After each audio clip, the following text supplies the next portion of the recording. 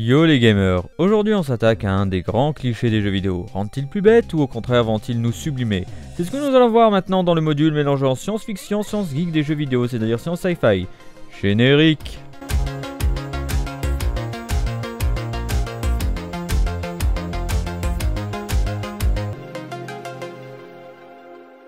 Ah, les jeux vidéo, j'adore jouer à ces jeux qui me donnent une de ces pêches et qui me font ressentir des émotions méconnues. Chaque gamer a au moins ressenti cela une fois dans sa vie, normalement. Aujourd'hui, je vais vous citer de réels effets des jeux vidéo sur votre organisme. La science a fait des recherches sur ces effets et elle a pu ainsi déterminer certains impacts. Bien entendu, il faudrait des études plus poussées dans certains cas pour affirmer ou réfuter ces effets. Tout d'abord, les effets au niveau corporel. Vous avez déjà dû entendre parler des déformations osseuses dues à un usage intensif des jeux vidéo, avec par exemple le pouce écrasé à cause des manettes de Sony ou des problèmes de luxation des poignets et des épaules causés par la Wiimote. Ou encore pour certains anciens comme moi des brûlures avec la mythique manette de la Nintendo 64. Et là vous pouvez voir différents effets sur le corps avec certaines déformations comme par exemple avec le clavier ou avec la manette de Xbox. Donc vous voyez que quand même ça existe. Je vais vous poser une question. Êtes-vous épileptique ou avez-vous une personne dans votre entourage souffrant de cette pathologie? Vous avez 10 secondes.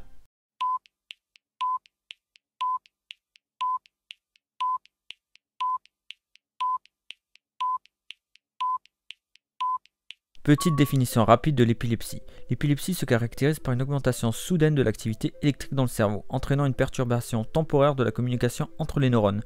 Habituellement, ça dure pas très longtemps et il peut y avoir une zone précise du cerveau qui est touchée et vous allez voir normalement, bon ça c'est dans les rares cas, c'est ça la crise d'épilepsie que tout le monde connaît, mais il y a d'autres crises d'épilepsie qui existent comme les absences, vous parlez à une personne et elle a le regard vide, hagard ailleurs, ça aussi c'est une crise d'épilepsie, elles ont différentes formes, donc voilà, je veux dire, elles revêtent plusieurs formes, elles n'ont pas que la forme de la personne qui tombe par terre et qui commence à avoir une hyper excitabilité au niveau musculaire et qui commence à être limite en train de faire une crise de syncope. Voilà. Et dans tout ce que je vous ai dit, il y a aussi des crises d'épilepsie photosensibles, et c'est celles-là qui vont nous intéresser. Vous êtes photosensible si les scintillements ou les clignotements de lumière, à une certaine intensité et suivant un rythme particulier, provoquent en vous des crises d'épilepsie. Les âges principalement concernés sont entre 12 et 13 ans, beaucoup plus les filles que les garçons. Mais rassurez-vous, 5% des épileptiques ont ce souci, et selon plusieurs études, cela disparaîtrait avec l'âge. Ces crises se déclenchent à une fréquence de 15 à 20 clignotements par seconde.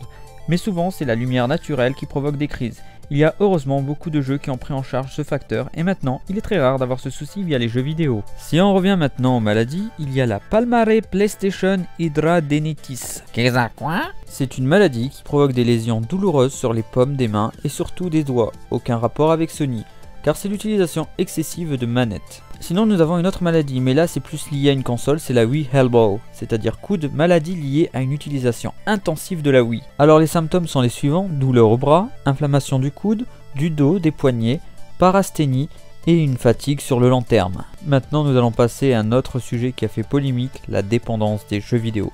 Elle existe malheureusement, mais chez certaines personnes qui peuvent être dépendantes à ces jeux vidéo. Comment se forme cette dépendance? Nous allons aller dans le cerveau. Dans celui-ci se trouve le système de récompense. Exemple, vous avez faim, vous mangez, vous êtes de bonne humeur, tout simplement. Ceci est dû à l'évolution de notre espèce. Cela nous a permis de choisir les meilleurs aliments pour ainsi avoir plus de chances d'évoluer et pour ainsi perpétuer l'espèce. Et tout ceci est lié à un neuromédiateur ultra connu parce que n'importe quel imbécile le connaît, c'est la dopamine. Elle est située dans le circuit de la récompense et de l'apprentissage. La dopamine normalement est dégradée et en partie recyclée, mais quand vous allez jouer à un jeu vidéo, à chaque exploit, trophée, votre cerveau va avoir une augmentation de plus en plus forte de cette dopamine et ça va vous saturer le cerveau. Un peu comme avoir un plaisir sans fin jusqu'à l'arrêt de la partie. Normalement, notre cerveau arrivera à neutraliser cette dopamine. Mais pour les gens sensibles, il va se passer autre chose. Le cerveau va s'habituer totalement à ce taux et en gros, certaines personnes vont avoir des pics de malade de dopamine, genre à niveau 3, donc leur plaisir est multiplié par 3 fois la normale. Pour les addicts, il va y avoir une accoutumance à ce niveau 3, et comme des drogués, il va y avoir un syndrome de sevrage lors du manque de jeux vidéo. Le syndrome de manque, vous allez avoir des levées d'inhibition avec une agressivité, violence, changement du moral. Tout est bon pour retrouver un moyen d'avoir le jeu que l'on veut, et ça peut aller jusqu'au meurtre. Dans certains cas, c'est arrivé pour un mec qui voulait avoir son jeu Halo à tout prix, le jeu Halo 3, et il a tiré sur sa famille. Après, attention, ce n'est pas la faute des jeux vidéo. Si vous êtes parent ou un gamer, le principal coupable est un gène jouant sur la régulation des neurones à la dopamine. Mais attention, l'addiction dépend de plein d'autres facteurs. Le mieux, consommez les jeux vidéo avec modération. Donc évitez de jouer non-stop, occupez-vous, faites du sport, allez massacrer des namecs, faites des trucs un peu normal quoi, je sais pas, amusez-vous. Et arrêtez d'être sur votre console, la vie passe, un jour vous serez vieux, et ça sera dommage pour vous. Mais bon, après vous faites ce que vous voulez. À Amsterdam, ils ont découvert dans un centre de traitement des addictions que la dépendance apparaissait lorsqu'on ne faisait plus la différence entre le réel et le fictif. C'est-à-dire tu joues à ton GTA et tu dis bah ouais GTA c'est la vraie vie, et tu sors dans la rue et tu fais comme dans GTA. Bon bah voilà, ou que tu joues à un jeu de, je sais pas, un jeu de tir, et que tu te dises ah bah en fait dans la vraie vie, ah bah c'est comme ça aussi. Et c'est comme ça qu'il y a des tueries de masse, c'est des imbéciles qui font n'importe quoi. Ces gens là sont des débiles, et il faut faire très attention. Ça peut arriver que vous ayez l'impression d'être dans le jeu alors que vous êtes dehors.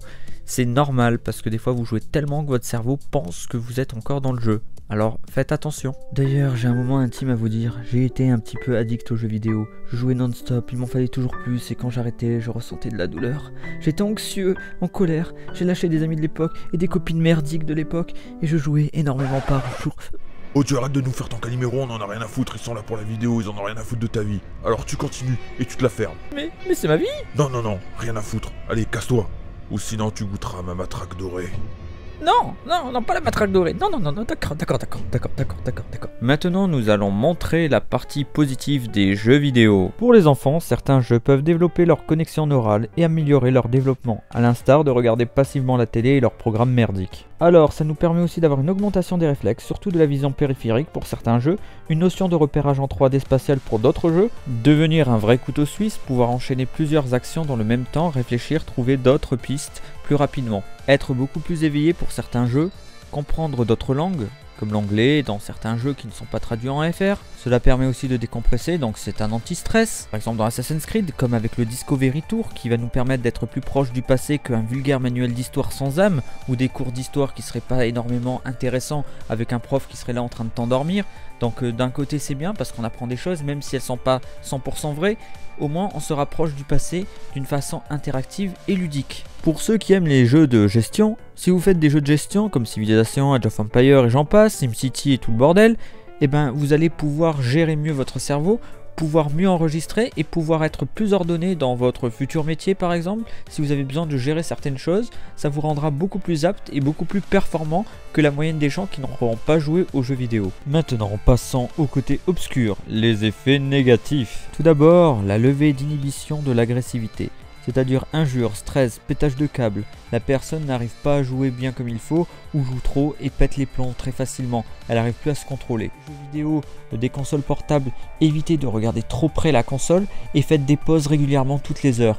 Vous éviterez ainsi de vous faire attaquer la rétine, parce qu'au début ça ne vous fait rien, puis petit à petit vous allez avoir de plus en plus de mal à voir bien, et après vous devrez porter des lunettes alors qu'à la base vos yeux n'étaient pas faits pour porter des lunettes. Le fait de jouer énormément aux jeux vidéo va vous provoquer une fatigue du cerveau et des mains. Vous allez avoir les mains plus fragiles, beaucoup plus faibles et vous allez avoir les mains qui tremblent. Vous allez être beaucoup plus fatigué et cet effet est beaucoup plus fréquent. Il y a aussi une forte prise de poids, une possibilité d'augmenter les risques de diabète de type 2 suite à des nuits blanches et à la sédentarité. Il peut y avoir aussi un repli sur soi et devenir insociable. Après, il y a aussi le réflexe homicide. Vous allez prendre plaisir à tuer virtuellement. Et en vrai, des choses horribles ne vous feront plus d'effet, alors que normalement, vous auriez dû avoir quelque chose de la compassion ou même de l'horreur devant ce qui se passe. Mais là, non, vous serez habitué à ce genre de violence. Et ça, c'est le réflexe homicide. Un dérèglement du cycle circadien, en gros, votre organisme n'arrive plus à se mettre en veille, donc insomnie ou du mal à dormir, ce qui peut entraîner des maladies à long terme.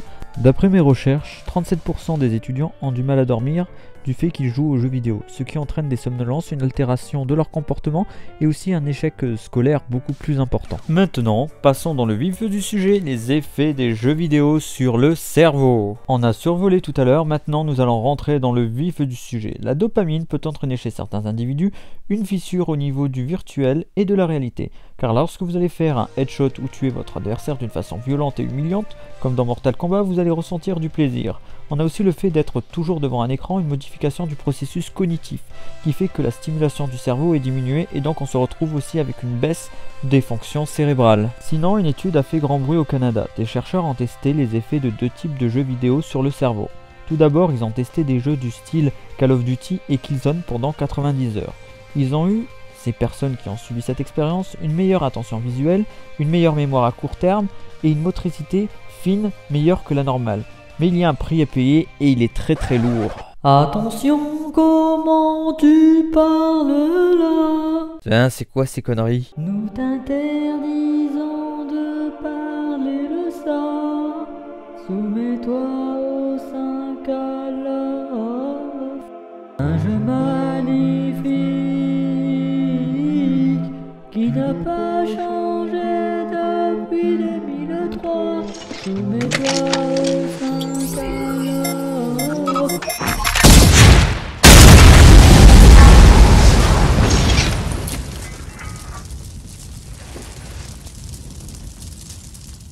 Ah, ils m'ont pris la tête, en plus ils chantaient faux. Et on n'a pas le temps de faire des sous-intrigues, alors ne me regardez pas comme ça.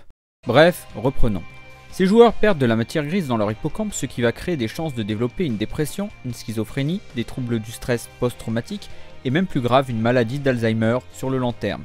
Tout ceci vient du fait que l'on va stimuler une partie du cerveau qui se nomme le noyau codé. Ce noyau joue plusieurs rôles, comme d'assurer la réception des informations, c'est un autopilote et un système de récompense. Alors plus on stimule ce noyau codé, plus on atrophie l'hippocampe. Donc il ne faut pas abuser de jouer à ces jeux vidéo tout le temps. Dans cette étude, sur 90 heures, ils ont utilisé des platformers, comme le mythique Super Mario. Les sujets ont vu leur matière grise augmenter de façon significative. Ceci s'explique par l'apprentissage spatial. En gros, votre cerveau va cartographier le niveau et les différentes plateformes pour atteindre le but.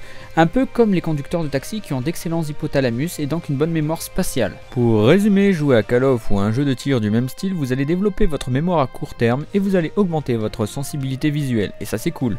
Mais vous allez aussi, comme dans un jeu, perdre beaucoup sur le long terme, surtout si vous ne faites que ça. Et ça c'est moins cool.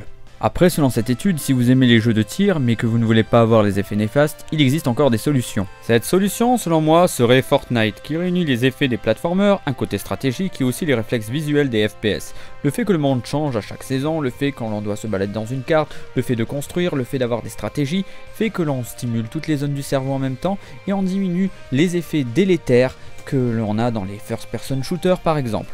Concernant les jeux style Call of, ils sont morts depuis 2011, il vaut mieux laisser les morts là où ils sont. Ouais, salut Nico! Et Science Geek Theory, savais-tu que Call of Duty Black Ops 4 possède lui aussi un Battle Royale maintenant?